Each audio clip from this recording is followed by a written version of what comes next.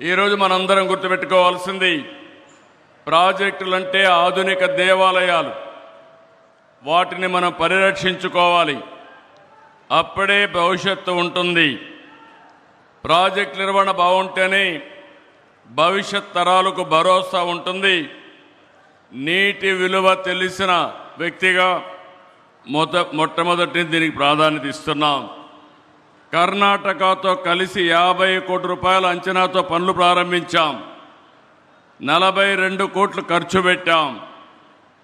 ఈ ఒక్క గేటే కాదు, 33 గేట్లు బాగా రిపేర్ చేస్తే బాగుంటుంది, రీప్లేస్ చేద్దామంటే ఇమ్మీడియట్గా మంత్రి గారు శివకుమార్ గారు దాన్ని ముందుకు తీసుకెళ్లారు. ఈరోజు 6 నెలల్లో 33 గేట్లే కాకుండా మళ్ళీ శోభ వచ్చే విధంగా ఈరోజు తుంగభద్ర డ్యామ్ తయారు చేశారంటే దీనికి మనస్ఫూర్తిగా అందరినీ అభినందిస్తున్నా, ధన్యవాదాలు తెలియజేసుకుంటున్నాను. నాకు ఈరోజు ఒక సంఘటన జ్ఞాపకం వస్తూ ఉంది. 1983లో ఆ రోజు మే నెలలో 4 ముఖ్యమంత్రులు ప్రధానమంత్రి కలిసి తమిళనాడుకు ఒక్కొక్క రాష్ట్రం 5 టీఎంసీ నీళ్లు ఇవ్వాలని నిర్ణయం చేశాం.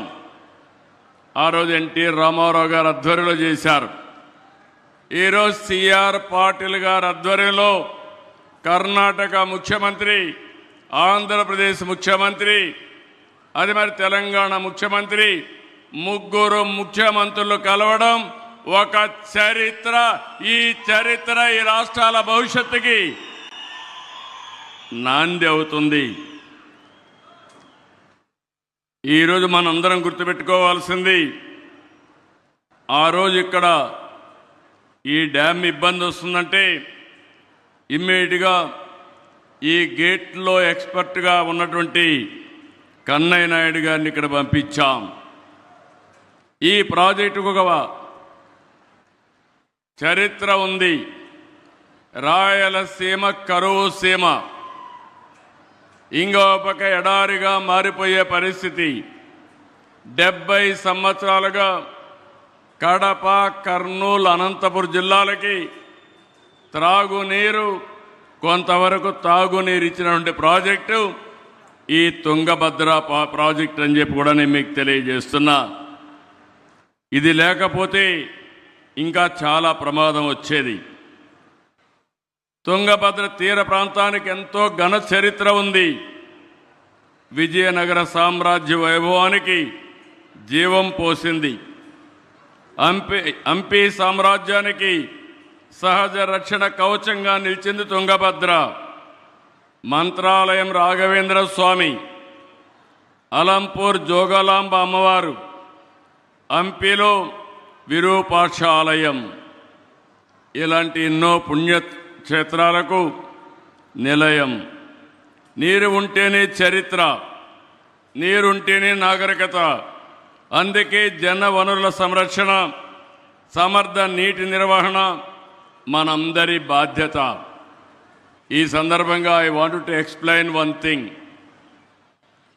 Under honourable prime minister Narendra మోడీ's leadership, country is moving very fast. Every time I am saying right man, right place, right time, that is Narendra Modi. That is where India is moving on fast track. As Prime Minister, we are able to achieve so many achievements. If we see national highways, one idea has changed the total scenario of national highways. And also if we see similar additions in some other areas also, one nation, one telecommunication. Bandwidth is one of the most efficient bandwidth. Even if you compare America, India communication sector is more vibrant compared to America. And also one nation, one grid. America 4-5 grids. In India, only one grid. You can generate power any place in the country. You can utilize any place in the country. That is the strength of India. With all these things, I want to explain one thing. This is my life ambition and desire. Country has to link rivers. Ganga, Kaveri has to be linked. Then nobody can touch us. India will be unstoppable. It is going to happen.